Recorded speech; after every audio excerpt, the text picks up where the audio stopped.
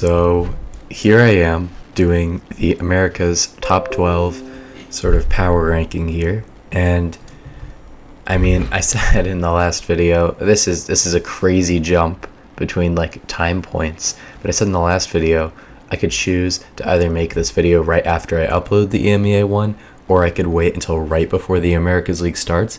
And I was waiting like a bit. I was going to make it the immediate day after.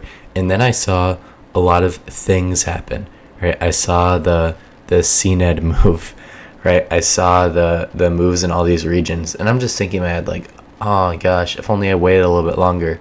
So I waited, and things happened in America, which is good for me because it lets me actually like talk about the changes. One change is going to be in the slide right after. The next change is going to be Demon 1, I think, on G2, subbing in for Leaf, which, crazy change to talk about. And, does it change the trajectory of the ranking? I guess that's kind of why I wait so long for this. But, 2 hours until the next game starts, I'm doing the power rankings. Probably the first time this has ever happened in, YouTube history. But in any case, here I have Furia with one of the changes. We have Adverso coming in for, I think, basic, and I don't know if I don't know if this is the roster. All I know is that this team doesn't really have much going for it. The only player on this team that I think is like good is Heat. Everyone else, I mean, Tui's was pretty okay on Loud. Maybe you could say like pretty bad. The rest of the roster, I don't really have much faith in. So, Furia, I'm genuinely not going to talk about Furia for too long here, because there's not much like good stuff that you could go over with Furia. 2 game, I'd say is a lot of the same. Very solid and compact bottom 2 that we have in America. The roster with Spike, we're getting closer to the Ascension team, but even then, I don't think Spike can save this team. The guy's good, right? I mean, from what we've seen, especially in the Sassy Invitational, like, Spike is a great player.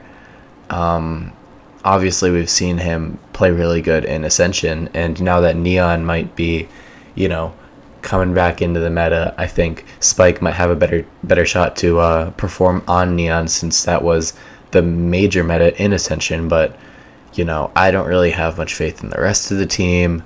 I think Silence is good when he's good, but he honestly shows up a little better on some different roles, and everyone else I don't really think I regard too highly. So that's 2 game essentially in a nutshell. Now we have a bit of a jump in quality and a major jump in ceiling, because I could see this team right here that I'm looking at being incredibly good. The only thing with this team, right, is that Pankata, I don't know who's calling. I think Pankata is calling in English, and I don't think like Pankata's ever really been good at calling in English. And we could just cite like Sen, but like honestly, how is it gonna work is the main question that I have in my head regarding this team. And before those concerns are rectified, I don't think that I would feel comfortable with placing them higher, because if the whole calling situation goes terribly, then I could see this team falling very low. Like, I could see them falling below the bottom 2 teams. And the roster, I think, might also be a little bit overrated. I mean, Robbie BK, he's handsome. He's a handsome guy. I'm not sure about his Valorant abilities. Kawanzine and Pankata they're both okay at different points in their career, but they both have really low valleys. That makes me think that maybe we shouldn't have the most confidence in either. I think Pankata, is doing really good, but especially with the calling situation in different language, I'm not sure if he's going to perform as well as he did in stage 1. I think Verdi is a little overrated. I think he was good on EXOLO, but I don't think I said that right. EZOLO. Anyway, I don't think he's like one of the better players on EZOLO. And then Luxo, I also think is a little overrated, but not like overrated. Like I think he's bad. I just think people say he's like top 5 in America is just like kind of ridiculous. I think Luxo's good. Verdi's obviously also good, but I don't think this is like a super team or like they're gonna win everything. Like I've heard a lot of people say about this Loud roster. Same deal, same stories with Lev. I mean, they played good in the SAS Invitational, but I don't have too much faith that they're gonna do much in regards to like champions or whatever. Okeanos is good, good on M80. Sato was really, really good. I really like the Sato pickup.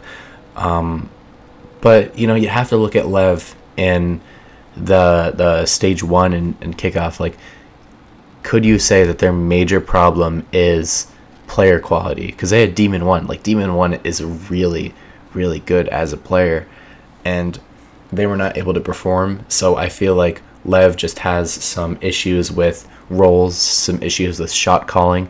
I mean, you obviously saw like they have issues with rolls. They're putting Demon 1 and Viper on Icebox and doing all this crazy stuff. They have King on Duelist, and now, I mean, they're going back to this weird, like, I mean, I think Tex would have been a good Duelist, but honestly, disregarding everything, they have good player quality. I will say that. King is an incredible player. Tex is an incredible player. Calm is a proven player. And Okeanos and Sato are 2 good pickups from Tier 2.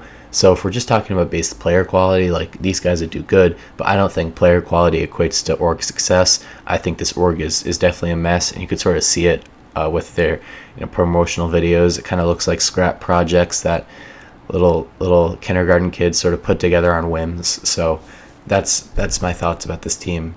And you could call it bias, and I would agree with you, because I really don't like Lev as an org. I think they should just like be dropped out of franchising.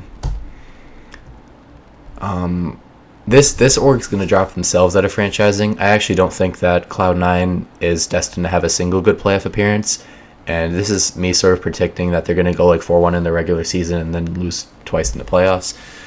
They could. I'm joking, obviously. I genuinely think this team is down here, and I'm just going to mention this team. So we're at 8th was Lev, so this is 7th. I think the 7th to the 3rd team on this list, and I'm being completely serious when I say this, is so interchangeable that you could swap them around in any given order, and I would be like, yeah, checks out. Because, I mean, how are you supposed to rate these NA teams? They all have their different quirks that sort of fault them, but they also all have their different quirks that sort of help them. So it's honestly just like a guessing game, at least to me. I don't really think I follow Americas as much as EMEA and Pacific. So maybe I just lack ball knowledge. But I mean, we're talking about Cloud9, right? We're talking about the team that chokes in playoffs, but in the regular season they do look really good. Oxy, I think, is one of the better duelists in America, North America specifically. I think Vic, he looked absolutely incredible when he was coming in. I think the rest of the roster is fine. Zeppa has his moments. Net and Mitch both looked good, and especially Net. Like, Net looked really good on the MA squad in Ascension. I thought that he was definitely a kinch for Tier 1. So, like, again, no problems with the roster, right? No problems with how they sort of play. It's just, micro decision making by the players in high pressure situations. I would say they would have to rectify that in order to climb higher, but they will not rectify that. That is their curse. They will never get better at performing in high pressure situations, and that's something you have to accept if you're a Cloud9 fan and if you want Cloud9 to be higher, which is why I have them down here personally. Next up is Crew, and Crew is an interesting team. They could either be one of the best or one of the worst teams in the league. I guess they could be in the middle, but the thing with Crew is that, look, they're bringing up Dante Deus from the what team was he on? I know he was on all Arknights, but jeez, I'm blanking.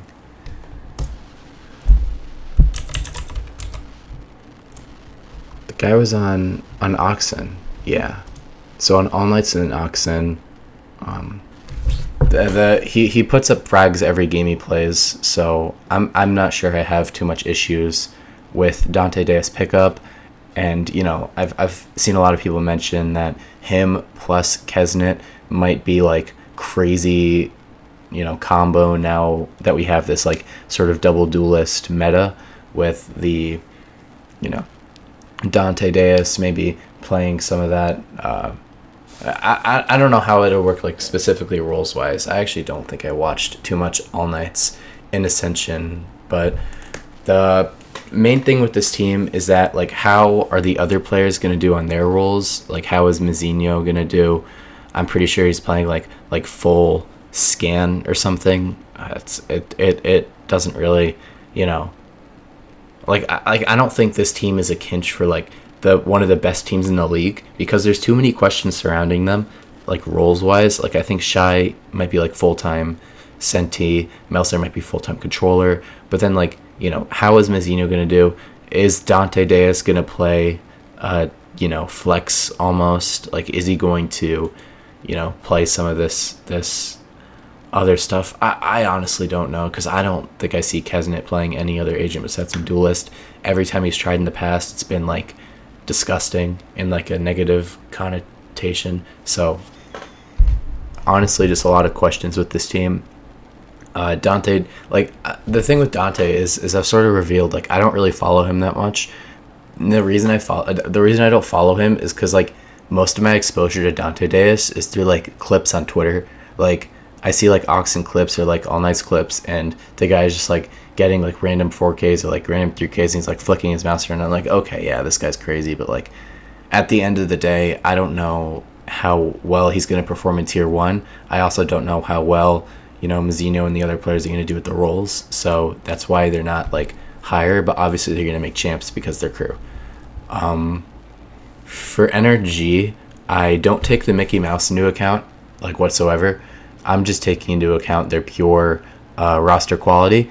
I think the base fact that they got rid of FNS for Scuba is like it genuinely rocketed them up like 5 spots in my head, simply for the fact that FNS had like 0 firepower and Scuba has like infinite firepower.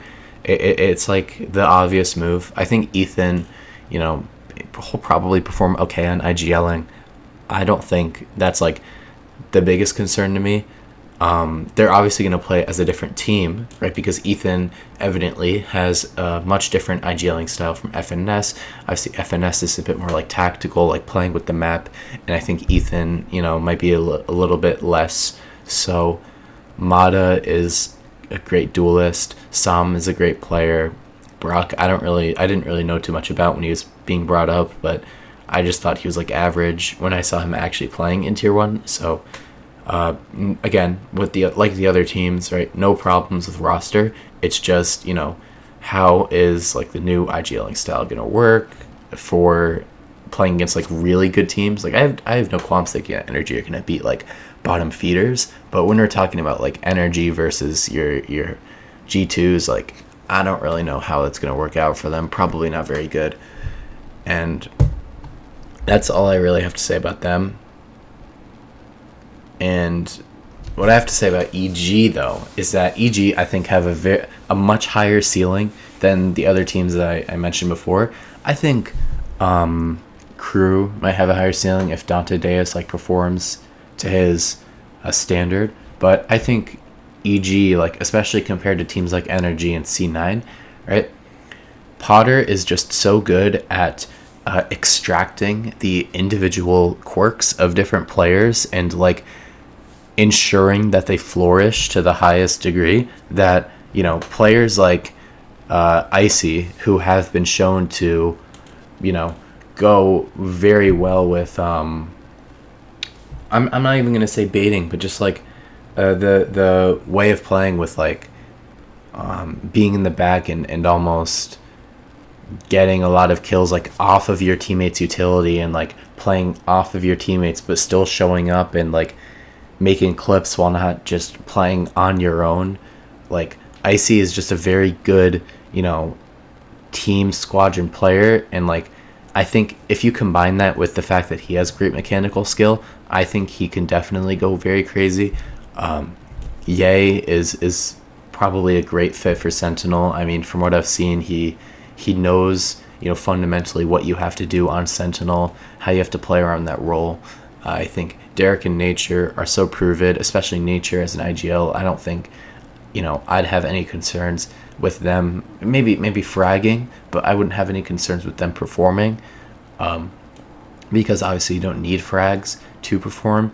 And then Superman, like, the guy is so shaky. He has hills and valleys, but when he's on, he's really on, and he's really like that one player who can shoot. I mean, sometimes he's in stage 1, maybe like in the playoffs, like he's playing Omen, and like the guy's just absolutely popping off. He's going crazy. He's getting kills left and right. Like, Superman, great player. I think this roster has some great upside, especially with Potter's coaching decision. It's just whether they can actualize on the upside, and whether the whole stretch of them looking incredibly good, getting, I think, 4th in the playoffs, was like sort of fluky, or whether it was like an actual flicker of what they could do with this, new roster and new system.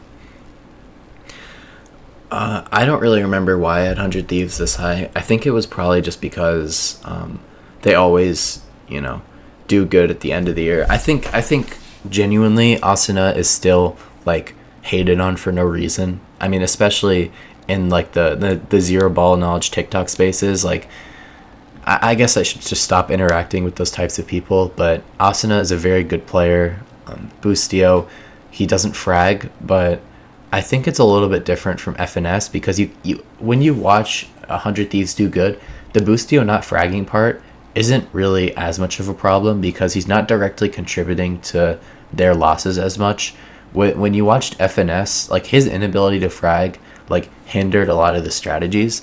But I think Boostio, like, again, the whole Boostio thing, it is a problem. Like, undoubtedly, I think if Boostio can fix that, then they'll be fine, especially with, like, EU is crazy, Cryo is crazy, Xander's crazy.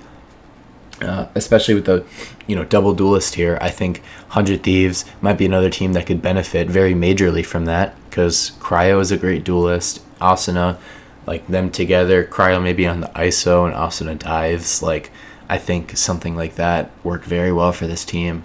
And that's all I have to say about them, because the thing with 100 Thieves is they play to a very high floor. I don't think that 100 Thieves is going to, like, bomb out and, like, go 0 for 5. I mean, if they do, then I guess I'd sound silly, but I don't think that's ever going to happen, just because they're so, like, consistently decent.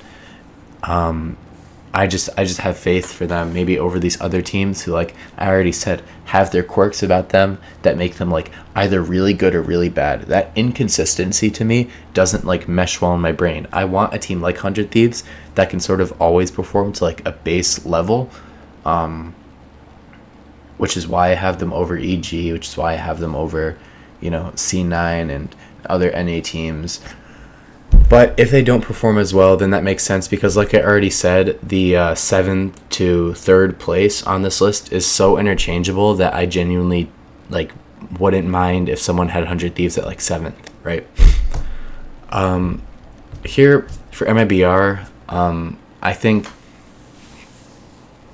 I mean, listen, you obviously have the whole Toronto performance, and it was very unfortunate what happened at that event, but I don't think it really reflects on this team as much as some people think it does. I think a lot of their losses were just the other teams, like, performing very well. I think, and I could say that, like, with, Heretics played against, the 2 teams that got 1st and 3rd, but Wolves really looked terrible against Heretics, and PaperX didn't look, like, amazing either. I think MMBR, they were fighting a little bit harder here. I think in the regular season, obviously, they looked amazing, so I don't really think anything of that, because you could say, like, Aspas is carrying the team, but I don't even think that's true. I think Xenom and Cortesia are incredible players who can both, like, do their thing when it's time to step up. I think Artson is a good IGL. I rate him very highly. I think Aspas, I can't say, I think Aspas is good. Like, wow. Thanks for your incredible insight. And I think Verno's good. Ooh, whoa. What a scary hot take. But this isn't, I don't think this is like the Verno ass pass show, right? I think a lot of people are looking at MIBR like they want these guys to carry them. And sure, they get the most frags, but I don't think they have, necessarily the most impact. I just think that, obviously Verno is absolutely unbelievable. Like when he's up, I think he has like some great talent. I also think the interview was probably like the funniest thing I've ever watched, and it like cemented him as like my favorite player. It's just a tier 1 rage baiter, but this entire team is nice. If they can keep up their whole like individual excellence thing that they had in the regular season and the playoffs, where every player was performing very well, where their calls were performing beautifully, where they were looking incredibly disciplined and they weren't necessarily overheating too much, but they were also like understanding when they had to be aggressive and when they had to like go really intense with their strategies. I think they could do very well, and I could think third is a good spot for them. They would definitely make champs.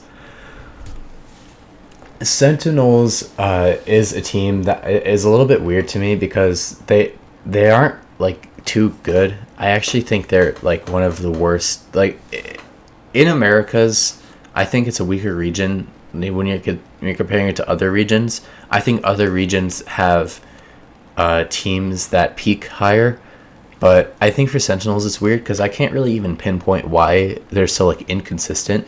And I'm talking about in internationals, like regular season, like in Americas, I think they'll be fine just because of the raw talent.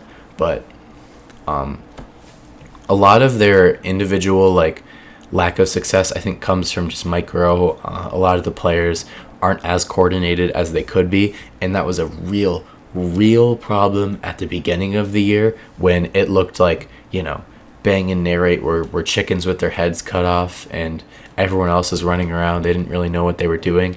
They've definitely fixed a lot of those issues, and I think if they continue to improve their coordination with Bang and Narrate, as they have shown to be doing, because Narrate is performing way better.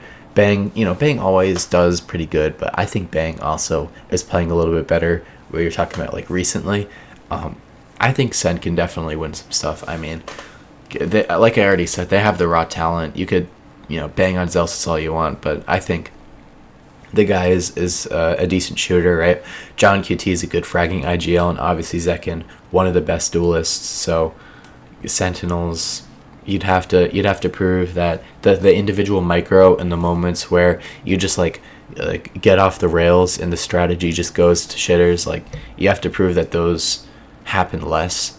If I see that Sen are playing at like a higher floor, then I think I'd be a lot more confident about them when we're talking about like internationals.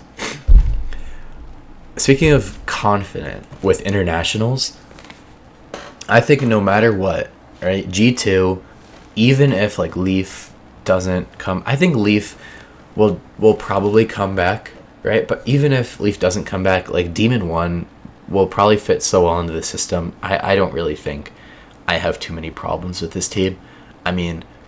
Right, Leaf, incredible player. Demon 1, incredible player. I'm not even going to speak on them too much because the Jonah, Val, and Trent core is just so nuts. They've always been, this incredible core that always shows up when they need to. Fourth at the most recent international. Second in the one in Bangkok.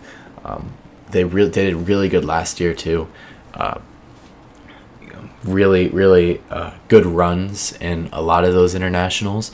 So, if like Jagamo performs and if Demon 1 like fits into the system well, I think they'll be fine, because I think Trent, Jonah, and Valen pretty much always perform to like a base level. Jagamo's a little bit interesting. I think I predicted him to be one of the best duelists. Yeah, I said at the beginning of the year when Jagamo just joined G2, like before Bangkok or kickoff or anything, I said he would be the best duelist in the world. I told that to my friend, and I don't think I would say that now, but I think, there's potential there. We're also talking about like double duelist, right? Could Demon 1, Jagamo go crazy? Who knows? Could, Jonah actually start like killing people, who knows? I think America's is a region with a lot of question marks, but at the end of the day, like G2 is a pretty solid constant. I'd say they always perform to a base level with the coaching and with the calling and everything. Such a fundamental team with great utility combos and with great like defaults that are always fruitful. I'm not sure I value Americas as highly as a region, but I think, if we're talking about like teams like G2 specifically, like I think I have a lot of faith in them, even with the whole Leaf situation. That's about it. This is all in one take, so I don't really like all of my other videos were split between multiple takes for each team, so like 12 takes for each team. And sometimes I'd like redo takes because like random stuff would happen. But this is just a lot of rambling. And the only reason I did this is because I'm really sick right now. I wanted to do this for a while, but I was like bedridden, and I just kind of wanted to get this out there like right before I'm still sick. So I don't really have too much time to like do everything that I need to for like a good video. But I just wanted to get this out there before America's Stage 2 started.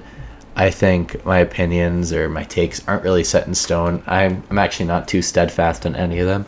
I think this is the one region where I have a little bit of I'm a little bit like bouncy. I could go back and forth on a lot of this stuff, but at the end of the day, right, it's just a video, just a ranking. I'll forget about it in a year when, I don't know, Cloud9 ends up winning champions, and that's I guess all I have to say. I'll see you guys in the next one.